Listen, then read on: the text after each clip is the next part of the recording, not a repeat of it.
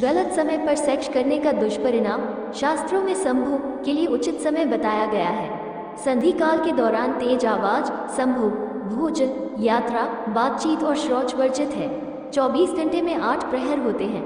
जब समय बदलता है तो उसे संधि काल कहा जाता है। सुबह और शाम की संधि का महत्व है। इसके अलावा महत्वपूर्ण तिथियों, वारों और नक्षत्रों पर भी उपरोक्त कार्य नहीं करने चाहिए, अन्यथा अनिष्ट होता है। एक बार दक्ष की कन्या दिति ने कामातुर होकर अपने पति मरीचिनंदन कश्यप जी से विवाह का प्रस्ताव रखा। उस समय ऋषि कश्यप संध्या वंदन की तैयारी कर रहे थे। संध्या के इस समय को संध्या काल कहा जाता है। कश्यप जी ने कहा, आप एक क्षण रुके, यह अत्यंत अंधकार में समय है जब राक्षसों और भूतों की आत्माएं सक्रिय हैं और महादेव जी अपनी तीसरी आंख से सभी को देख रहे हैं, इसीलिए ये संध्या वंदन का समय है। परंतु दिति कामदेव के वेग से अत्यंत बेचैन और असहाय हो रही थी। तब कश्यप जी ने कहा, जो लोग इस संध्या के समय पिशाचों जैसा आचरण करते हैं वे नरक में जाते हैं। पति के समझाने पर भी दिति नहीं मानी और बेशर्मी से कश्यप जी के वस्त्र पकड़ लिए। तब विवश होकर उन्होंने इस शिवकाल में देवताओं को प्रणाम किया और एकांत में दिति के साथ समागम किया। मुलाकात के बाद दिति को इस बात का अफसोस हुआ।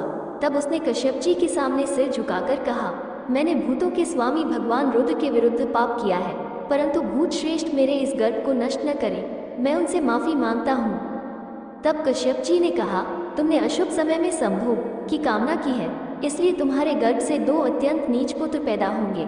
तब उन्हें मारने के लिए स्वयं जगदीश्वर को अवतार लेना होगा। 4 पौत्रों में से एक तो श्रीहरि का प्रसिद्ध भक्त होगा, 3 तो राक्षस होंगे। दिति को डर था कि उसके बेटे देवताओं को परेशान करेंगे, इसलिए उसने अपने बच्चों को 100 साल तक अपने गर्भ में रखा। इससे सभी दिशाओं में अंधकार फैल गया। इस अंधकार को देखकर सभी देवता ब्रह्मा के पास आए और उनसे इसका समाधान करने को कहा। ब्रह्मा ने कहा कि प्राचीन काल में विष्णु के सलाहकार जय और विजय ने अज्ञानतावश सनकादि ऋषियों को वैकुंठ धाम जाने से रोका था।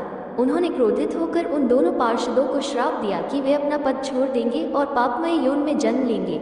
ये दोनों पार्षद पतित हो गए हैं और दिति के गर्भ में पल रहे हैं। ब्रह्मांड में भयानक अराजकता और अंधकार के बाद दिति के गर्भ से पहले 2 जुड़वा पुत्र हिरण्यकशिपु और हिरण्याक्ष का जन्म हुआ। जन्म लेते ही वे दोनों पर्वत के समान मजबूत और विशाल हो गए।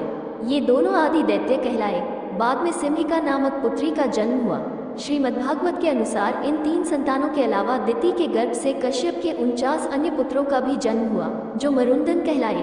कश्यप के ये पुत्र निःसंतान रहे, जबकि हिरण्यकश्यप के 4 पुत्र थे, अनुहल्लाद, हल्लाद, भक्त प्रहलाद और सनहलाद।